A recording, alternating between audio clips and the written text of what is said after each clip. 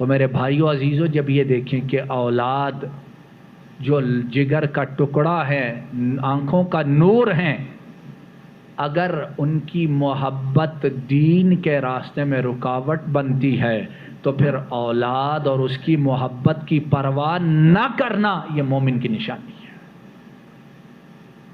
پھر ان کی محبت اور اولاد کو چھوڑنا یہ ایمان کی نشانی ہے۔ پھر اولاد کو دین کے لیے قربان کرنا یہ سچا مسلمان ہونے کی نشانی ہے۔ اللہ رب العالمین تمام کو ان مصیبتوں سے محفوظ فرمائے، کسی پر ایسی مصیبت نہ لائے، لیکن اگر خدا نخواستہ آ جائے تو پھر قرآن و سنت کی روشنی میں راستہ یہ ہے۔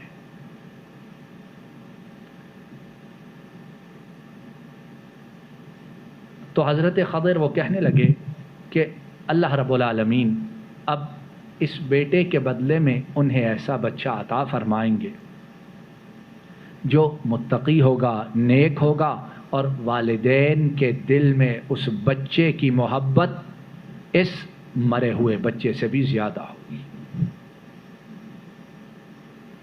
اور یہ باتیں حضرت خضر جو ہے وہ اپنی طرف سے نہیں کہہ رہے۔ آج کل ہمارے جو پیر فقیر بنے ہوتے ہیں، علم غیب رکھنے والے، اس طرز پر نہیں کہہ رہے۔ یہ اللہ رب العالمین نے انہیں بتلایا ہوا، خبر دی ہوئی کرنے کا حکم دیا ہے، اور اس کا تذکرہ آگے آتا ہے انشاءاللہ۔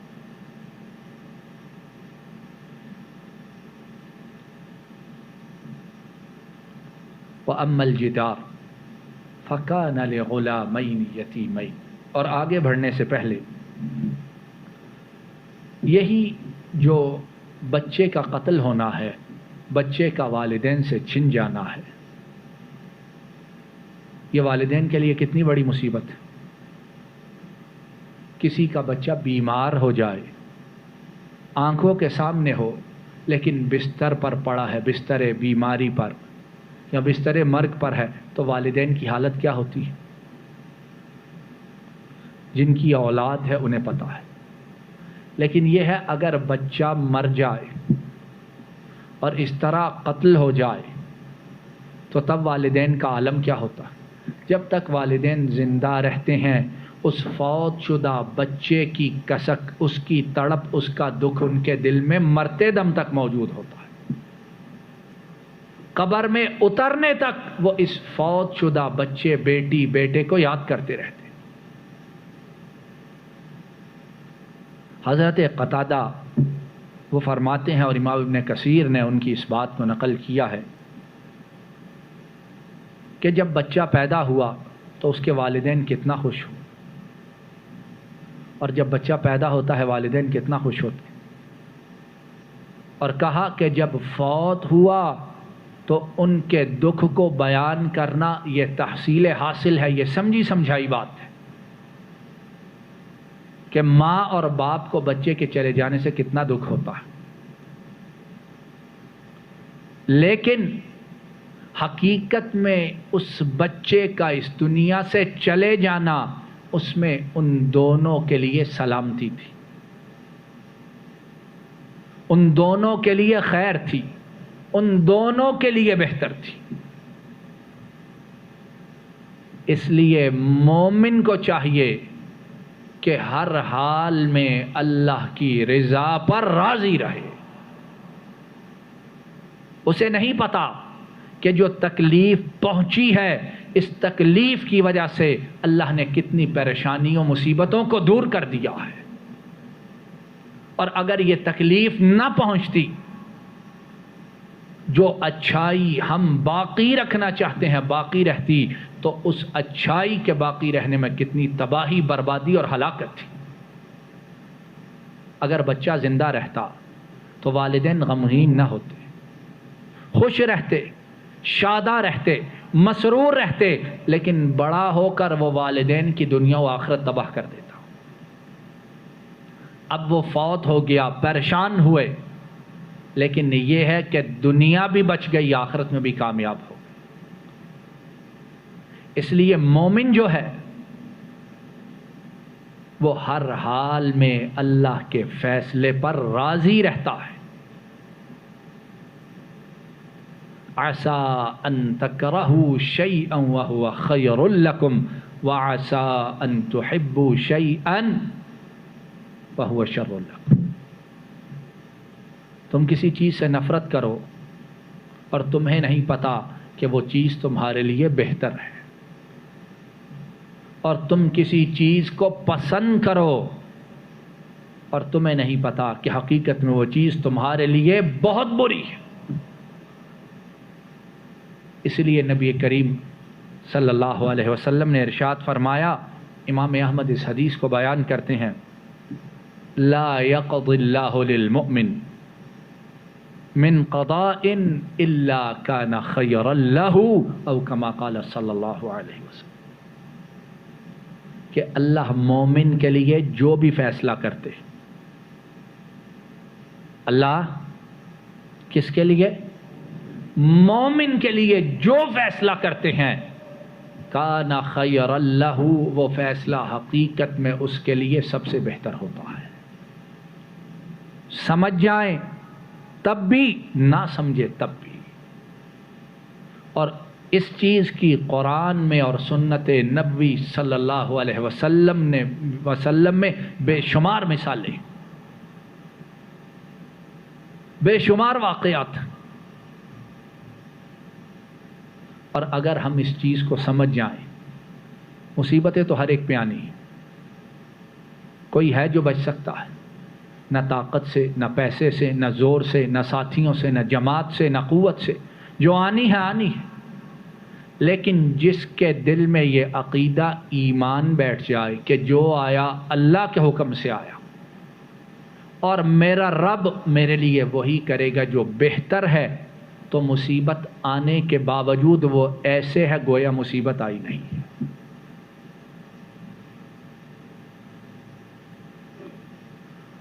قُل لَن يُصِيبَنَا إِلَّا مَا كَتَبَ اللَّهُ لَنَا هُوَ مَوْلَانَا وَعَلَى اللَّهِ فَلْيَتَوَكَّلِ الْمُؤْمِنُونَ. کہہ دیجئے ہمیں وہی کچھ پہنچے گا جو ہمارے رب نے، ہمارے مولا نے ہمارے لیے لکھ دیا ہے. ہوا مولانا، ہمارا ولی، ہمارا دوست، ہمارا کارساز، ہمارا پالنہار، ہمارے کاموں کو چلانے والا وہی ایک ہے. وَعَلَى اللَّهِ فَلْيَتَوَكَّلِ الْمُؤْمِنُونَ. اور مومن جو ہے انہیں چاہیے کہ صرف ایک اللہ پر توکل کرے.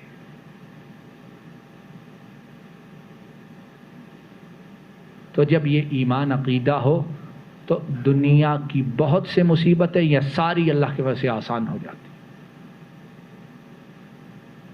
حضرت موسیٰ علیہ السلام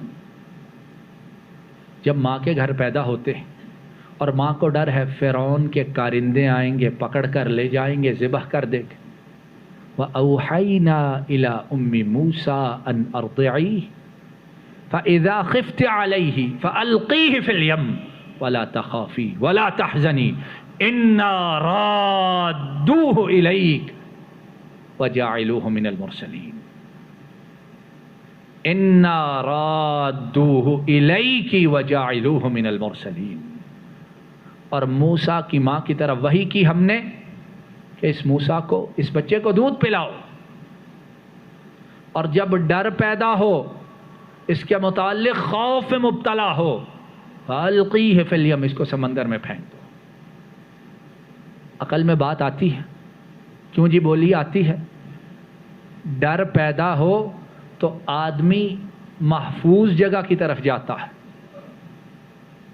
ایسی جگہ جاتا ہے جہاں کسی کی نگاہیں پہنچ نہ سکے، جہاں کو تکلیف نہ آ سکے، جہاں ہر طرف امن کا، عافیت کا احساس ہو. اور یہاں حکم ہے فَأَلْقِيهِ فِي الْيَمِّ. جب ڈر پیدا ہو تو اس بچے کو سمندر کے حوالے کر دو. وَلَا تَخَافِي، ڈرنا نہیں. وَلَا تَحْزَنِي، غم نہیں کرنا. ڈرنا بھی نہیں اور غم بھی نہیں کرنا، ڈالنے سے ڈرنا نہیں اور جب چلا جائے اس کے فراق کا غم بھی نہیں کرنا۔ کیوں؟ انا رادوہ الیہ، کام کس کے ہاتھ میں ہے؟ زور سے بولی، کس کے ہاتھ میں؟ اللہ کے ہاتھ میں ہے۔ القیوم کون ہے؟ اللہ ہے۔ الحی کون ہے؟ اللہ ہے۔ انا رادوہ الیک، تم تو پھینکو گی سمندر میں، اس کی لہروں کے حوالے کرو گی۔ وہ سمندر جہاں بڑے بڑے جہاز، کتنے کتنے بڑے سفینے، کتنے کتنے ہزاروں کے ساتھ ڈوب جاتے ہیں، بچانے والا اس کے سوا کوئی نہیں ہوتا۔ انا رادوہ الیک، لیکن جس کے حکم سے سمندر ٹھہرا ہوا ہے، آبادیوں پہ چڑھتا نہیں ہے، جس کے حکم سے اس سمندر میں سفینے چلتے ہیں، جس کے حکم سے اس سمندر کے نیچے دنیائیں آباد ہیں جنہیں ہم اور تم نہیں جانتے۔ انا رادوہ الیک، اس بچے کو ہم تیری طرف واپس لے کر آئیں گے۔ کیسے لے کر آئیں گے؟ سب کو واقعہ پتہ ہے۔ وَجَاعِلُوهُ مِنَ الْمُرْسَلِينَ، اور ہم اس کو پیغمبر بنائیں گے، رسول بنائیں گے اسے۔ اس لیے مومن جو ہے، جو اللہ اور اس کے رسول کا صحیح ماننے والا ہے، بیٹا بات مت کیجئے، خاموش ہو جائے گی۔ تو مصیبت جب آئے، تکلیف جب آئے، تو جو ایمان والا ہے وہ مصیبت کو نہیں دیکھتا، اس کو دیکھتا ہے جس کے حکم سے آئی ہے، اور جب اسے دیکھتا ہے تو پھر اللہ کے فضل سے اپنے سینے میں اطمینان، سکون اور فرحت وہی پاتا ہے۔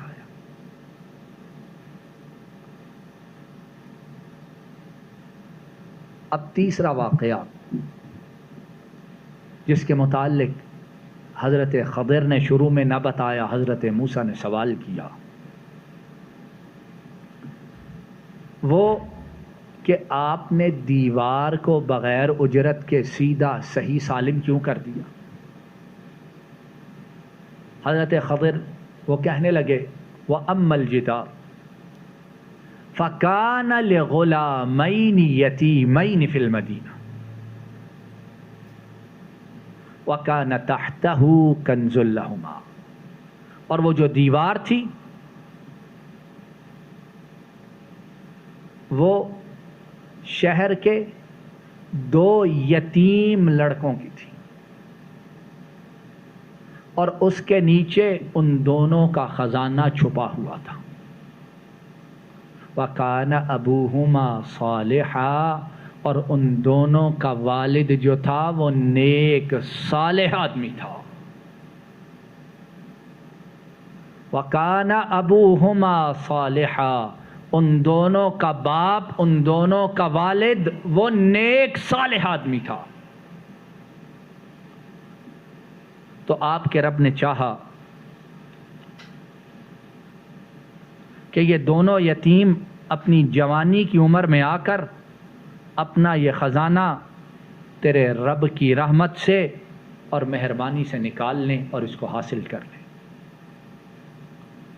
وَمَا فَعَلْتُهُ عَنْ أَمْرِي، یہ جتنے کام ہیں یہ میں نے اپنی رائے، اپنے اختیار، اپنی سوچ فکر سے نہیں کیے، سارے کام میں نے اپنی سوچ سے، اپنے اختیار سے، اپنے کو ذاتی علم سے نہیں کیے۔ کس کے حکم سے کیے؟ زور سے بولیے، کس کے حکم سے؟ اللہ کے حکم سے۔ اسی لیے بعض علماء مفسرین اس بات سے استدلال کرتے ہوئے کہتے ہیں کہ حضرت خضر وہ پیغمبر اور رسول تھے، وہ پیغمبر اور رسول تھے۔ کیوں؟ کہ وحی اسی پر آتی ہے جو رسول اور پیغمبر۔ ذالک تأویل ما لم تستطع علیہ صبرا، یہ وہ باتیں ہیں جن پر آپ صبر نہ کر سکیں۔ اب یہ جو دو لڑکے ہیں، ان کے خزانے کے اوپر جو دیوار ہے اس کو سیدھا کرنے کا حکم حضرت خضر کو کس نے دیا؟ کیوں جی کس نے دیا؟ اللہ نے دیا۔ شرف کی، بڑائی کی، مرتبے کی بات ہے کہ نہیں؟ اللہ حکم دے، جبریل اس حکم کو لے کر آئے، اور حضرت خضر جو یا تو رسول ہیں اور بعض کی رائے کے مطابق بہت بڑے ولی اللہ کے بہت محبوب ہیں، ان کو اس بات کا حکم دیا جائے تو یہ بات شرف کی، منزلت کی، بڑائی کی ہے کہ نہیں؟ میرا آپ کا کفیل، میرا آپ کا باس کسی ہمارے جاننے والے کو یا نہ جاننے والے کو کہے کہ اس کا فلاں فلاں کام ٹھیک کر دو، اور ہمیں جب خبر ملے تو ہم خوش ہوتے ہیں کہ نہیں؟ کیوں جی ہوتے ہیں کہ نہیں؟ کفیل بغیر کہے ہی اپنے آدمی کو بھیج کر اقامہ لگوا دے، ایگزٹ انٹری لگوا دے، اقامے کی مدت لمبی کروا دے، پھنسے ہوئے کام کروا دے، اس کو ہم بڑائی، شرف سمجھتے ہیں کہ نہیں؟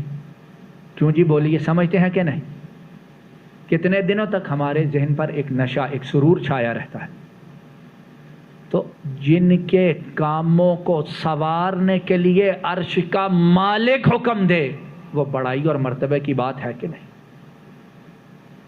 بات آئی ہے سمجھ آپ کی؟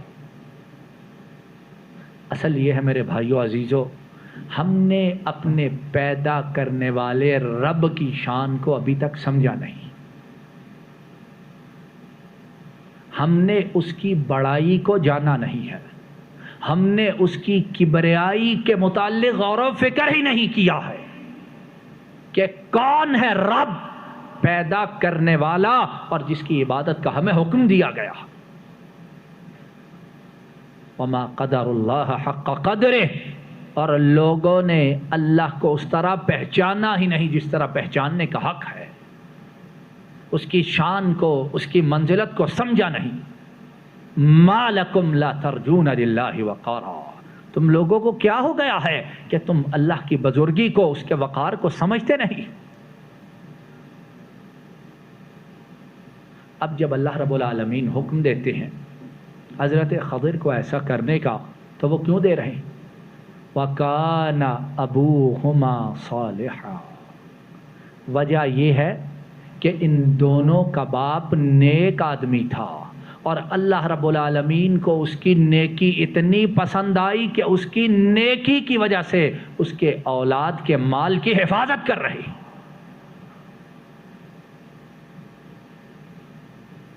والدین نیک ہوں تو ان کی نیکی کا فائدہ انہیں تو ہے ہی ہے، لیکن ان کی نیکی کا فائدہ اولاد کو بھی پہنچتا ہے، اور فائدہ والدین کی زندگی میں بھی پہنچتا ہے، مر جائیں تب بھی اللہ اپنے نیک صالح بندے کی، بندی کی اولاد کی حفاظت خود کرتے ہیں۔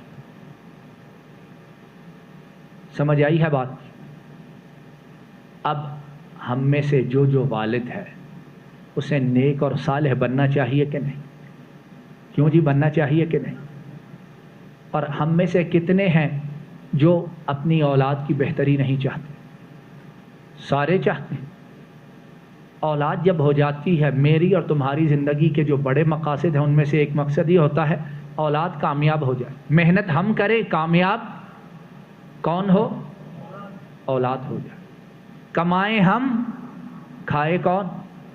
اولاد، پہننے کے لیے لے کر ہم آئیں اور پہنائیں کسے؟ کیوں بولیے تو صحیح، اولاد کو۔ دھوپ میں ہم کام کریں اور چھاؤں کے مزے کون لے؟ اولاد۔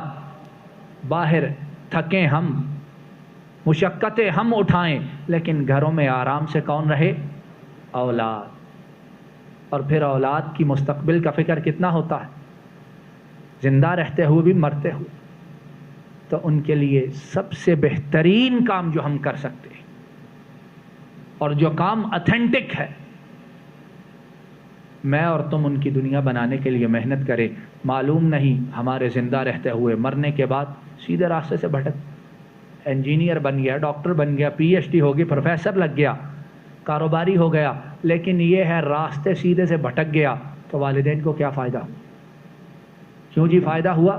والدین قبر میں ہے، وہ دنیا کما رہا، والدین کی خبر ہی نہیں، قبر میں پڑے والدین کو فائدہ ہے کچھ؟